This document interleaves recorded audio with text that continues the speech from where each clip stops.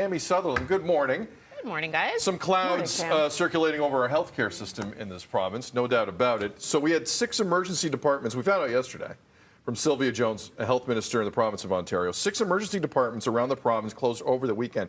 This followed the over 20 that were forced to close down at separate moments during the civic long weekend. So this has got a lot of people's attention. The House sat yesterday for the first time in the summer.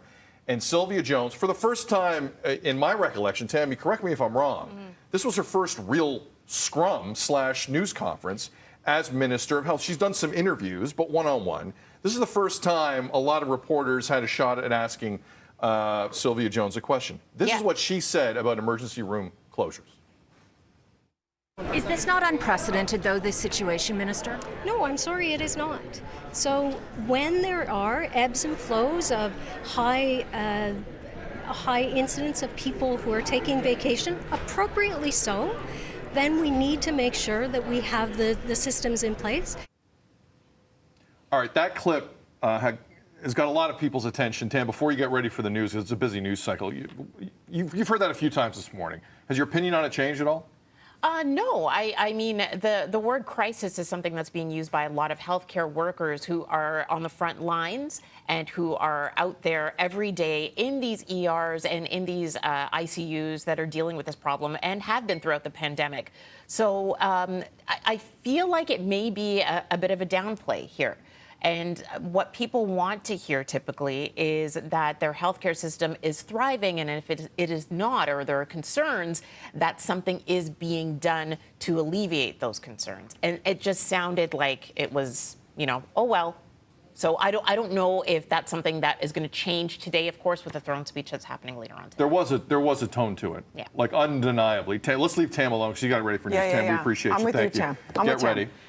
Your take. It was a very frivolous, sugar-coated take for a very serious situation that we're all facing to say, first of all, it's happening globally. There was a contradiction. It's happening everywhere.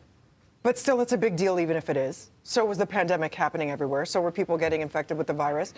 But then it's the regular ebb and flows because people take vacations in the summer. And, of course, they should be taking their vacations, especially now when they're suffering from burnout. Fine. But how do you explain all the previous summers? Were there not vacations being taken then? And I don't think, correct me if I'm wrong, that there was this situation with so many people having 20-hour wait times to be seen and having this many people be redirected in this many hospitals, let alone in the downtown core. I don't recall the last time that's happened, so it's got to be more than vacation. You're right. ERs shutting down, even temporarily, for any amount of time is not a story I have seen since March of 2020. We've seen a lot of stories since March of 2020. That is not one I have seen. So a lot of people kind of looked at that comment yesterday. Look, is there a detachment from reality in terms of what's happening on the ground? I talked to someone in the healthcare industry just a couple of days ago who said they've never seen morale this low. Never mind staffing. I believe morale this low.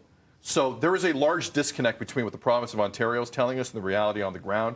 That is not up for debate because I'm hearing it and I'm seeing it, and they're two different things. Where the truth lies. Yeah.